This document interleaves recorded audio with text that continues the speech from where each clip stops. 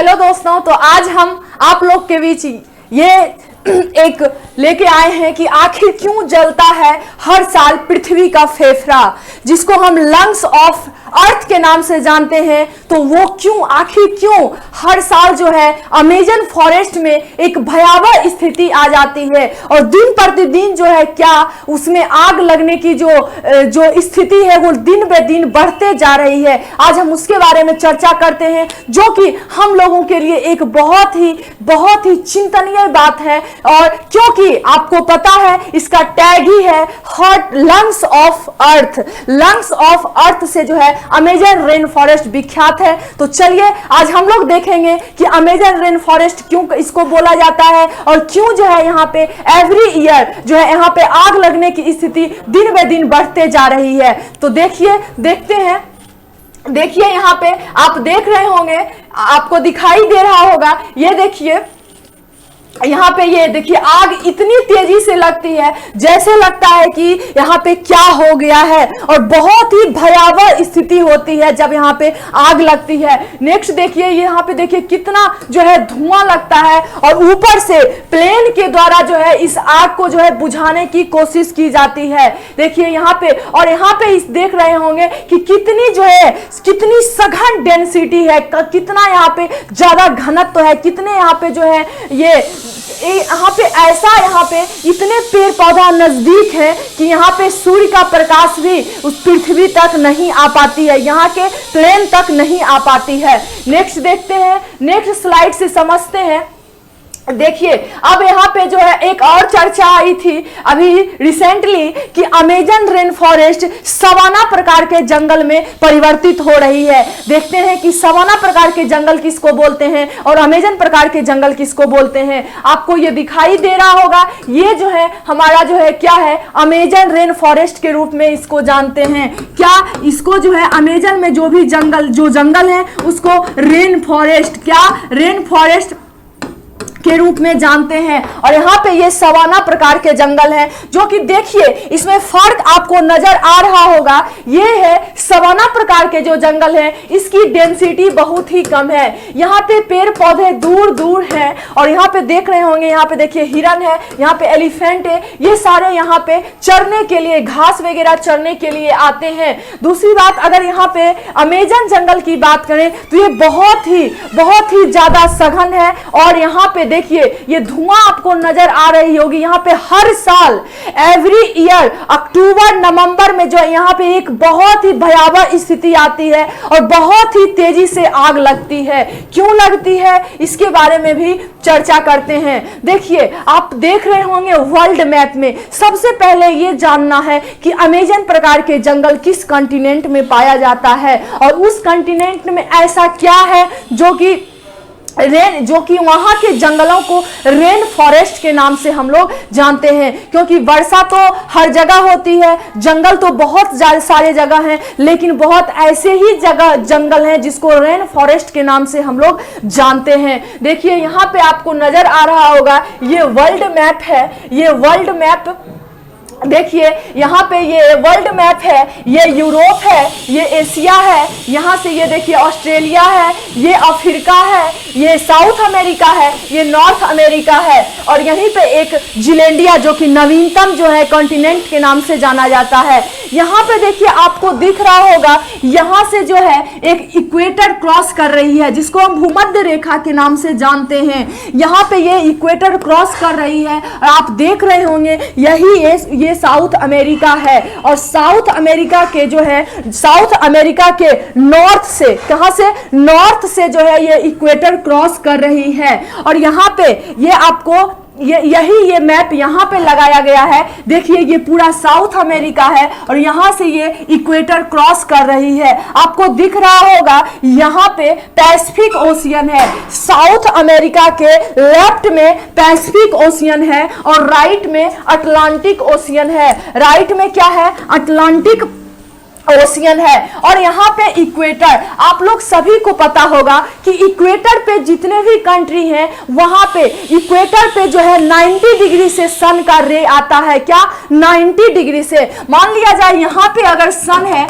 यहाँ से सन का रे जो पड़ती है तो यहाँ पे पैसिफिक ओशियन पे, और इस साइड से कहाँ पे? अटलांटिक ओशियन से। और जब यहाँ पे सूर्य की जो किरणें पड़ती है तो यहाँ से क्या होता है? वेपर के रूप में जो है ऊपर उठती है और यहाँ पे बादल बन जाती है। क्या आ जाती है? बादल। और डेली याद रखना है, डेली शाम 4 बजे, कब? शाम 4 बजे जो है यहाँ पे डेली वर्षा होती है और बहुत ही अधिक मात्रा में वर्षा होती है। जब यहाँ पे डेली वर्षा होगी तो जाहिर सी बात है कि यहाँ पे जंगल, यहाँ पे जितने भी जंगल होंगे वो बहुत ही सघन होंगे यहाँ पे, और इसीलिए इसको रेन फॉरेस्ट के नाम से जाना जाता है, क्योंकि एवरी डे जो है यहाँ पे वर्षा होती है और ये बहुत ही सघन जंगल हैं। ये देख लीजिए। और अगर ये अमेजन प्रकार की जंगल जो है सबसे ज्यादा किस देश में पाई जाती है? तो साउथ अमेरिका में एक देश है जिसका नाम है ब्राजील। क्या है? ब्राजील। और यहीं पे जो है ये रेन फॉरेस्ट पाया जाता है। नेक्स्ट स्लाइड से समझते हैं। नेक्स्ट देखिए, यहाँ पे दिख रहा है ये साउथ अमेरिका का ये मैप है। ये देखिए, आप देख रहा होगा, ये देखिए ये ब्राजील है। और यहीं से, इसी ब्राजील से आपको पता होगा अमेजन रिवर क्रॉस करती है, और यहीं पे जो है अमेजन रिवर क्रॉस करती है। और ये सारे जो ग्रीन आपको देख रहे हैं ये rain forest, Amazon rain forest के नाम से विख्यात है। और दूसरी बात, यही नहीं, ब्राजील में ही सिर्फ नहीं जो ये रेन फॉरेस्ट पाया जाता है, बल्कि ब्राजील से जो कनेक्टेड जो भी साउथ अमेरिका में कंट्री है वहां भी ये रेन फॉरेस्ट थोड़ा मात्रा में पाया जाता है। अब सबसे बड़ी बात अभी हम जो लगा हुआ था कि आखिर क्यों जलता है पृथ्वी का फेफड़ा, तो अब पृथ्वी का फेफड़ा इसे क्यों बोला जाता है, इस पे देखिए अमेजन वन का विस्तार पृथ्वी के 4% भाग में है तथा यह दक्षिण अमेरिका के 9 देशों में फैला हुआ है। ऐसा नहीं कि यह सिर्फ ब्राजील में है, बल्कि इससे रिलेटेड जितने भी हैं, वेनेजुएला है, कोलंबिया है, इक्वाडोर है, पेरू है, बोलिविया है, और ये ब्राजील स्वयं है, यहाँ पे फ्रेंच गुयाना है। ये सारे जितने भी साउथ अमेरिका में कंट्री है, इसमें भी अमेजन रेन फॉरेस्ट थोड़ी मात्रा में फैला हुआ है। आगे है, यह वन कार्बन डाइऑक्साइड गैस का सिर्फ अवशोषण करती है नहीं, बल्कि दुनिया का 20% ऑक्सीजन उपलब्ध करवाता है। ये जो इतने सघन रेन फॉरेस्ट है जो कि ब्राजील में पाए जाते हैं, ये हम लोगों के द्वारा जो कार्बन डाइऑक्साइड छोड़ा जाता है इसका अवशोषण करती है। ये जो है rain forest, Amazon rain forest के द्वारा जो है कार्बन डाइऑक्साइड का ही सिर्फ अवशोषण ही नहीं, बल्कि 20% ऑक्सीजन भी उपलब्ध करवाता है ये अमेजन प्रकार की रेन फॉरेस्ट। और इसीलिए जो है इसे पृथ्वी का फेफड़ा कहा जाता है। क्या? लंग्स ऑफ अर्थ इसीलिए कहा जाता है क्योंकि 20% ऑक्सीजन जो है हमें यहीं से प्राप्त होती है। और टोटल जो है अगर इसके विस्तार की बात करें तो 5.5 वर्ग किलोमीटर में इसका विस्तार है। कितना? तो 5.5 किलोमीटर में। तो आप देख रहे होंगे जो कि हम लोगों के जीवन के लिए ऑक्सीजन बहुत ही महत्वपूर्ण है, और जो है 20% ऑक्सीजन जो है अकेला अमेजन रेन फॉरेस्ट क्या करता है? उपलब्ध करवाता है। तो जाहिर सी बात है कि अगर इसमें आग लग रही है और इतनी भयावह स्थिति आती है आग लग के, ये सभी लोगों के लिए, पूरे वर्ल्ड के लोगों के लिए बहुत ही चिंताजनक बात है। क्या? बहुत ही चिंतनीय बात है। और इसलिए जो है ये और इसमें आगे समझना है इसके बारे में। देखिए अब जो है अमेजन नदी बेसिन के बारे में आपने सुना होगा कि अमेजन बेसिन किसको बोला जाता है? जब भी कोई नदी जैसे गंगा है उसकी वो अपनी सहायक नदियों के साथ जल प्रवाहित होती है। तो उसी प्रकार से अमेजन, जो कि दुनिया की सबसे बड़ी नदी के नाम से जानी जाती है, अगर सबसे लंबी नदी की बात करें तो नील रिवर के नाम से विख्यात है। और सबसे बड़ी नदी, सबसे पानी ले जाने वाली नदी कौन है? अमेजन। देख रहे हैं यहां पे आपको दिख रहा होगा, ये बहुत सारे नदी हैं, बहुत सारे ये नदी हैं। ये इसी के साथ देखिए सबसे बड़ी नदी अमेजन अपना तथा अपनी सहायक नदियों के जल को जिस क्षेत्र से प्रवाहित होती है, जिस क्षेत्र से ही ये अपनी सहायक नदियों का जल प्रभावित करती है, उसी को अमेजन बेसिन कहा जाता है। अमेजन वन में औसतन यहाँ पे इस फॉरेस्ट, रेन फॉरेस्ट की टोटल टेम्परेचर कितनी होती है? तो याद रखना है 20 डिग्री सेल्सियस से 35 डिग्री सेल्सियस तक इसका टेम्परेचर होता है। और यहाँ वार्षिक वर्षा पर ईयर, एवरी ईयर जो है यहाँ पे वार्षिक वर्षा कितनी होती है? तो 230 से 240 सेंटीमीटर। कितना? यहाँ पे 230 से 240 सेंटीमीटर तक जो है यहाँ पे वार्षिक वर्षा होती है।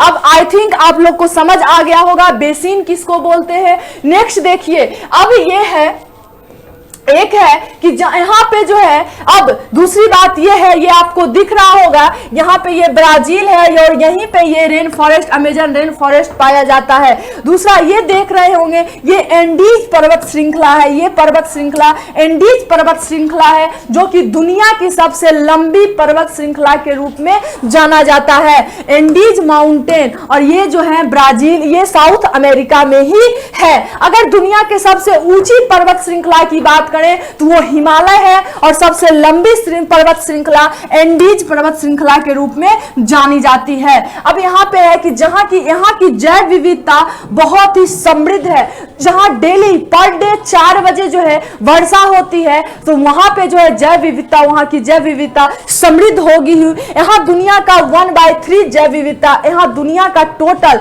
1/3 भाग जो है जैव विविधता पाई जाती है।